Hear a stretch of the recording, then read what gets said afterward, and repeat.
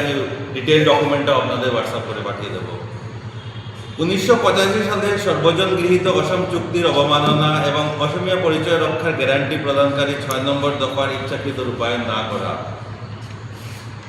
7 নম্বর যেটা আমরা সবাই জানি, আমরা সবাই আমাদের এরিয়াতে অনেক এটা নিয়ে এফেক্টেড হয়েছে, এনআরসি প্রকল্প স্থগিত রাখা।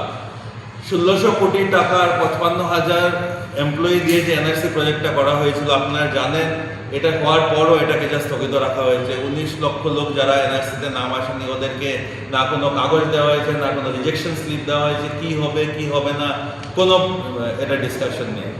আর যেটা হচ্ছে যে এদের ভীতি প্রদর্শন আর বিভিন্ন জনগোষ্ঠীকে ব্ল্যাকমেল করা হচ্ছে এখানে। 8 নম্বর হলো অসমের চিরস্থায়ী বন্যা এবং নদী ভাঙ্গনকে জাতীয় বিপর্যয় হিসেবে ঘোষণা করতে ব্যর্থতা। আমরা দেখেছি শিলচরের ফ্লাড, আমরা দেখেছি বিভিন্ন জায়গায়, গুয়াহাটিতে এত বড় মেট্রোতে কয়েকদিন পর পরই বৃষ্টি হলে ফ্লাড হয়ে যাচ্ছে। এইভাবে চারিদিকে হচ্ছে, কিন্তু এটার কোনো সলিউশন নেই।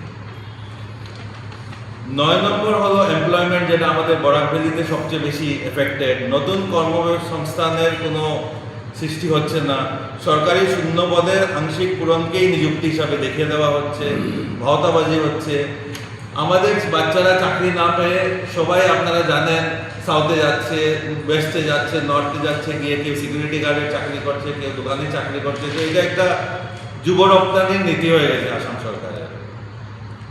10 নম্বর হলো জনশিক্ষা ব্যবস্থাকে দুর্বল ও কণ্ঠরোধ করা এবং দরিদ্র শিশুদের শিক্ষার সুযোগ থেকে বঞ্চিত করা। কত স্কুল বন্ধ হয়েছে, তাদের কোনো না কনসলিডেশন হয়েছে, না আগে নতুন স্কুল খুলেছে। বিভিন্ন ভাষা কয়েকদিন আগে জানেন আপনার বিষ্ণুপ্রিয়া মণিপুরীরা কীভাবে ওরা অনশন ধর্মঘট করেছিল, ওদের ভাষার স্কুলে না টিচার দেওয়া হচ্ছে না কিছু হচ্ছে। 11 নম্বর হলো মৌলিক স্বাস্থ্য পরিষেবা প্রদানে ব্যর্থতা, যার ফলে দরিদ্র মানুষকে অকাল মৃত্যু ঘটছে। 12 নম্বর যেটা আপনারা জানেন, আমাদের বরাক ভ্যালিতে খুব বেশিভাবে এফেক্টেড হয়েছে চা বাগান শ্রমিকদের সাথে প্রতারণা।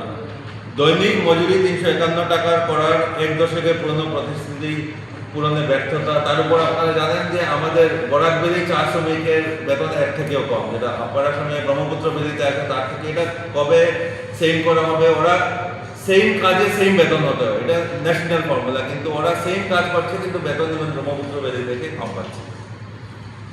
13 নম্বর হলো যেটা আবার সবাই জানে, এই ডাবল ইঞ্জিন সরকারগুলো খুব এক্সপার্ট, বুলডোজার বিচার এবং সংখ্যালঘুদের বেছে বেছে উচ্ছেদ করা। এটা না কোনো সুরাও হচ্ছে, আপনি জানেন কালকেও পেপারে দেখেছি আরো কোথাও গিয়ে এগুলো ওদের উচ্ছেদ করা হচ্ছে। 14 নম্বর হলো পুলিশ এনকাউন্টার এবং কাউবয় জাস্টিসের মতো কঠোর ব্যবস্থার মাধ্যমে ভীতি সৃষ্টি এবং সাংবিধানিক শাসনকে ধোঁকা দেওয়া। 15 নম্বর যেটা আমরা কয়েকদিন আগেও শুনেছি, সত্য মিথ্যাতে ওই দিক থেকে আসছে, বার্মা থেকে আসছে, বাংলাদেশ থেকে আসছে, বরাক ভ্যালি হয়ে বাকি দেশে প্রসার হচ্ছে। এটাকে বন্ধ না করে পাবলিক রিলেশনের জন্য মধ্যে মধ্যে কয়েকটা ট্রাক আটক করা হচ্ছে, দেখানো হচ্ছে, একটা শো হচ্ছে, ফটোশুট হচ্ছে, কি আমরা ধরেছি, কিন্তু আসল প্রসারটা এখনো বন্ধ হয়নি, পুরো চলে যাচ্ছে। 18 নম্বর আরেকটা যেটা আমাদের এখানেরই কাঠিগড়ার কয়েকজন শ্রমিক রিসেন্টলি মারা গেলেন রেড হোল মাইনিং এ। এই অবৈধ রেড হোল মাইনিং খনির কার্যকলাপ সরকারের যোগসাজশ অসমের খনিজ সমৃদ্ধ অঞ্চলগুলিকে মৃত্যু উপত্যকায় পরিণত করেছে। তার অনেক কেস আছে, মারা গেছে, সব ডিটেলস আছে, আমি ডকুমেন্টগুলো আপনাদের পাঠিয়ে দেবো। 19 নম্বর নগর পরিকল্পনার ব্যর্থতা, যার ফলে বর্জ্য অব্যবস্থাপনা, নর্মদা উপচে পড়া জল এবং শহর এলাকায় কৃত্রিম বন্যা দেখা যাচ্ছে। আর 20 নম্বর যেটা ডাইরেক্টলি আপনাদের এফেক্ট করছে, বাক স্বাধীনতা দমন এবং গণতন্ত্রের চতুর্থ স্তম্ভ সংবাদ মাধ্যমকে অবমাননা করা হচ্ছে। বিভিন্ন কাজের জন্য আপনাদের রেস্ট্রিকশন আছে, কি বলবেন কি বলবেন না তার জন্য অনেক, আর এটা আপনাদের বলতে হবে না, আপনারা জানেন। এই 20টা পয়েন্ট আমরা জনসাধারণের আদালতে পেশ করতে চাই আপনাদের মাধ্যমে, যাতে জনসাধারণ জানতে পারে যে বিভিন্ন অঞ্চলের লোকজনের কাছ থেকে কি আমরা চার্জশিট বা যে অভিযোগনামা পেয়েছি, যেটা আপনাদের কাছে আজকে আমরা পেশ করতে চাই। আপুনি বাৰু হাড়ৰ সমস্যাৰ কাৰণে পাটনালৈ যাবলৈ চিন্তা কৰি আছে নেকি? এতিয়া আৰু চিন্তা নাই। আপোনাৰ যিকোনো হাড়ৰ সমস্যা হ'লে এতিয়াৰ পৰা আৰু পাটনালৈ যাব নালাগে, কিয়নো এতিয়াৰ পৰা গুৱাহাটীতে পাব সেই সকলো সা সুবিধা। গুৱাহাটীৰ আমিনগাঁৱত অৱস্থিত Patna orthopaedic and multi speciality হস্পিটেলত কম খৰচতে পাব সেই সকলো উন্নত মানদণ্ডৰ চিকিৎসা সেৱা য'ত অভিজ্ঞ চিকিৎসকৰ দ্বাৰা সম্পন্ন কৰা হয় বিভিন্ন ধৰণৰ হাড়ৰ অস্ত্ৰোপচাৰ। বৰ্তমানলৈকে ৩,০০০তকৈও অধিক ৰোগী সুস্থ হৈছে।